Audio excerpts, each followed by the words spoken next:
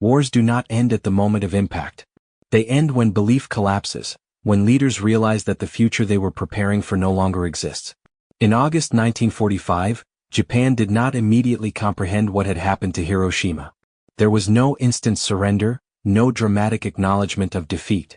Instead, there was confusion, denial, and a slow, painful confrontation with a reality that unfolded over 4 irreversible days.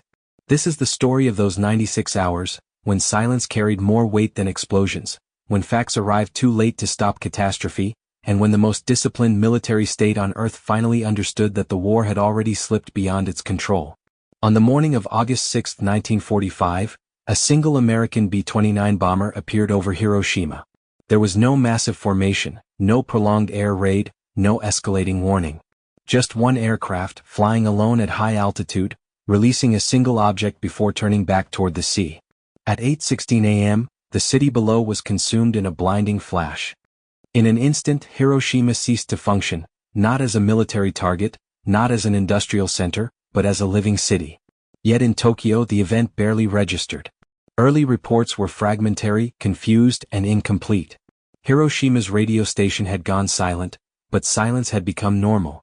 Cities disappeared from communication maps every week under sustained American bombing. To the men directing the war, this was simply another interruption in a system already collapsing. At the War Ministry, Korechika Anami reviewed the first damage summaries and dismissed them outright. He assumed American exaggeration, psychological warfare intended to shake morale rather than reflect reality. The United States, he believed, was attempting to frighten Japan into surrender through spectacle and inflated claims. The absence of communication from Hiroshima meant nothing. According to later documentation, operators at the Tokyo Railroad Telegraph Center noticed that the main telegraph line north of Hiroshima had failed shortly after the explosion. Military headquarters repeatedly attempted to contact the Army control station in the city. There was no response. But by the summer of 1945, communication failures were routine. Infrastructure collapsed daily. Entire regions vanished from contact for days at a time. Silence no longer implied annihilation. It was simply the background noise of defeat stretched over months.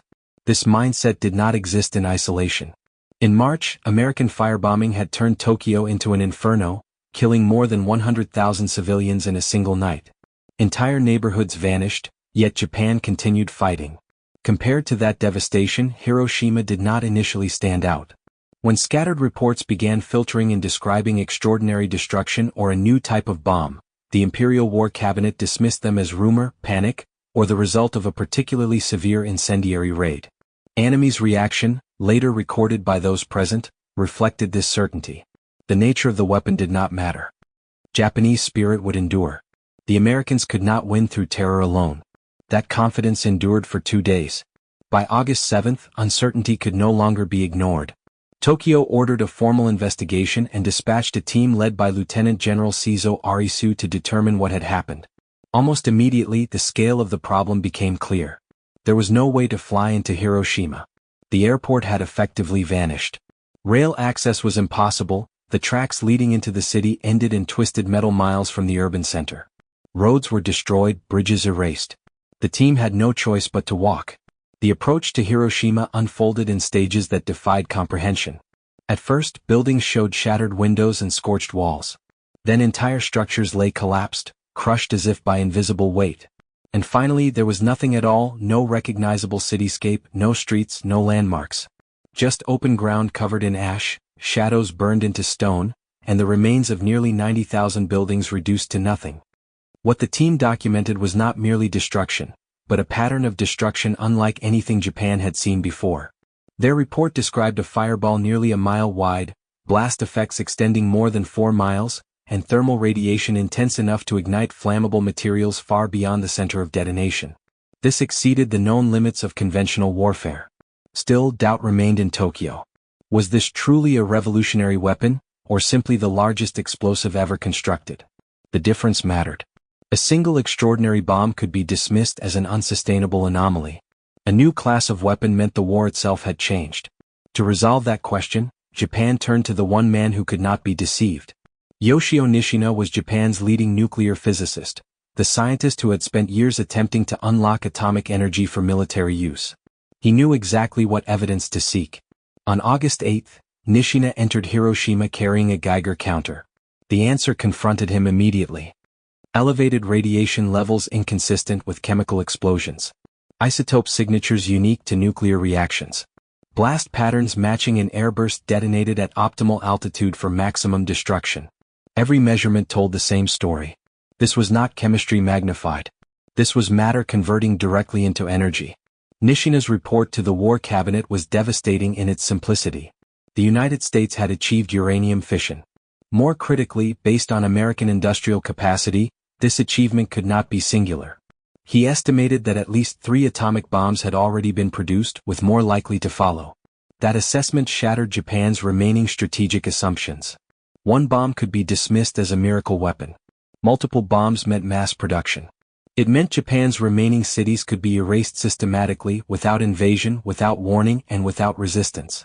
On the morning of August 9, the Imperial War Cabinet convened to confront the findings. The debate dragged on for hours without resolution. Hardliners, led by Anami, refused to concede. They argued that even atomic weapons could not break Japanese resolve. The Americans would eventually be forced to invade, and Operation Ketsugo would impose casualties so severe that the United States would abandon its demands. They spoke of endurance, sacrifice, and honor, clinging to doctrines forged in a different era of war. Then reality intervened. At 11:02 a.m., while the debate continued, a second atomic bomb detonated over Nagasaki. The timing was catastrophic. Japanese leadership had convinced itself that even if Hiroshima was real, producing another bomb would take months. They believed the United States possessed only enough fissile material for a single demonstration weapon. Nagasaki destroyed that belief instantly. The weapon was not experimental. It was repeatable. In that moment, denial finally collapsed. The question was no longer whether Japan could continue fighting, but whether it could survive at all. 4 days after Hiroshima, the truth became unavoidable. The war had already ended. Japan simply had not yet accepted it. But on August 9, another event unfolded, one that carried consequences as decisive as the atomic bomb itself, and perhaps even more final. Just after midnight, the Soviet Union formally abandoned neutrality and declared war on Japan. Within hours, an overwhelming force of nearly 1.5 million Red Army troops surged across the borders of Manchuria. Armored columns advanced without pause, infantry flooded through defensive lines, and the once feared Guangdong Army collapsed with shocking speed. For Japanese leaders, this was not merely the opening of another front. It was the destruction of the final strategic assumption that had sustained their hope for survival. 4 years, Japan's leadership had anchored its endgame on a single belief, that if the home islands could be defended fiercely enough, an American invasion would become politically and morally unbearable. If the United States bled heavily enough, negotiations might follow. In that scenario, the Soviet Union, still neutral, could act as intermediary. The emperor might remain on the throne. The military hierarchy could be preserved. Perhaps even a diminished version of the empire could endure. This vision was fragile, but it was all that remained. Soviet entry into the war erased it in a single night. As historian Robert Buto later explained, the War Cabinet had built its entire diplomatic strategy on Soviet neutrality. With that neutrality gone, Japan stood isolated, encircled, and without a single viable channel for negotiation. The strategic reality now bordered on the unbearable. 2 cities had been erased by atomic weapons. Soviet armies were advancing unchecked across the Asian mainland. American B-29s still dominated the skies, capable of delivering destruction at will. There was no longer a path that led to anything resembling survival through resistance. The machinery of war had not merely turned against Japan, it had rendered continued fighting meaningless. That night, Emperor Hirohito summoned an imperial conference in the air raid shelter beneath the palace. The setting itself spoke volumes. The ruler of Japan debating the fate of his nation underground, shielded from the same bombs that had already destroyed so much of it. The words he would soon speak were not dramatic or emotional. They were restrained, deliberate, and heavy with resignation. We must endure the unendurable. The conference stretched deep into the early hours of August 10. The divide within Japan's leadership was absolute. On one side stood the military faction, led by War Minister Korechika Anami. They argued that even now, Japan must fight on under Operation Ketsugo. The homeland would become a fortress. Civilians would be mobilized. Every inch of soil would be contested. If necessary, 100 million Japanese would die together rather than accept defeat. The atomic bombs, they insisted, were terrible, but surrender was worse. To yield was to abandon honor, history, and the meaning of sacrifice itself. Opposing them was the civilian leadership, led by Foreign Minister Shigenori Togo. Their argument was stark and unsentimental. Further resistance was not courage, it was collective suicide. Japan no longer faced invasion alone. It faced annihilation from the air and invasion from the north simultaneously. The United States could now destroy Japan city by city without committing a single soldier to the beaches. The empire was already finished. The only remaining choice was whether Japan would die in flames or survive in humiliation. The cabinet vote ended in deadlock, 3-3. In over 2,000 years of Japanese history, no emperor had ever broken a tie on a question of war. Emperors did not impose policy. They ratified consensus. Tradition demanded restraint, distance, and silence. But at 2 o'clock in the morning, Prime Minister Kantaro Suzuki did something unprecedented. He turned directly to the emperor and asked him to decide the fate of the nation. Hirohito did not respond immediately. When he spoke, his voice was calm, almost fragile, yet impossible to ignore. His statement, preserved in archival records, reflected careful reflection rather than impulse. He spoke of the situation at home and abroad. He acknowledged the suffering already endured by the people. He concluded that continuing the war could only bring total destruction. He said he could no longer bear to see innocent civilians suffer for a cause that no longer existed. Then came the phrase that would echo through history: "We must endure the unendurable and suffer what is insufferable." With those words, the emperor broke centuries of precedent. Japan would surrender. Anami rose from his seat and left the chamber without speaking. For the next 4 days, Japan existed in a dangerous limbo. Though the emperor had decided, the war had not yet ended. Radical officers within the military refused to accept surrender. They believed the emperor was being misled, coerced, or betrayed. Plans were drawn up to seize the palace, destroy the recorded surrender message, and force the nation to continue fighting. Coups had happened before in Japanese history. This one came terrifyingly close to success. Throughout it all, Anami remained at his post. He enforced the emperor's orders, even as those around him conspired to defy them. Officers came to him seeking approval, guidance, leadership. Each time he refused. The emperor had spoken. That decision was absolute. Without Anami's support, the coup fractured. The last chance to overturn surrender slipped away not through force, but through obedience. On the morning of August 15th, only hours before the emperor's surrender broadcast was scheduled to reach the Japanese people, Anami committed seppuku in his office. His death was ritual, deliberate, and silent. The suicide note he left behind, preserved in Japan's National Archives, offered no explanation and no defense. It contained only 7 words: believing firmly in the eternity of our divine land. He died believing he had failed. History would judge otherwise.